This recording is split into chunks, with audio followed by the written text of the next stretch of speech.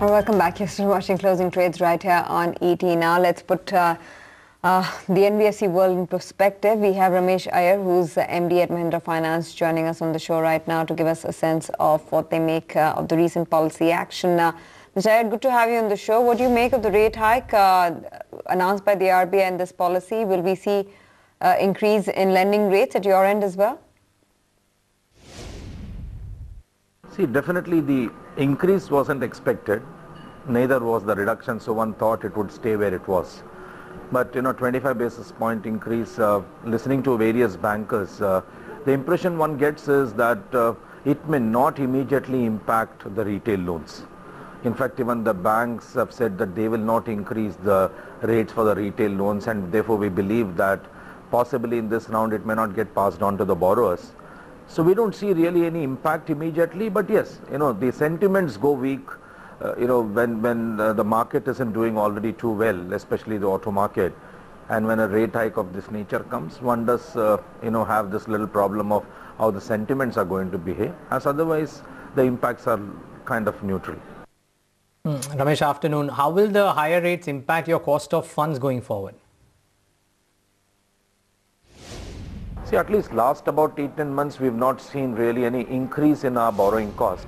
But yes, the current borrowing costs are upward of 10% as a base rate, which itself is a very high rate. And clearly, 1 year back, the expectation was, will the rates come down? That's not to happen. But they have stayed where they are, but 10% is the base rate and 10.5 is the base rate. And we believe that's a little steep. Right. Mr. Iyer, just a moment there. I just want to highlight once again for the benefit of our viewers the kind of stock price movement that we're seeing on a CESE even and Arvind Limited in the session. Good price and volume activity seen there for both those stocks. CESE continues with its price and volume breakouts, and now it's up a full 8%, pretty much at the high point of the session for this one. 436 and counting for CESE. Arvind is up now a full 7.5%, closing into an 8% gain, 148 and still counting for that stock. Mr. Iyer, just coming to you and talking about the asset quality issues, there have been fair amount for you as well this quarter. What is the outlook going forward? Will we see further pressure? See, clearly this kind of business models, one shouldn't look at one quarter where this kind of a blip happens, because the income gets distributed over a period of time, and then when the NPL comes, they may come in a particular quarter or a particular month.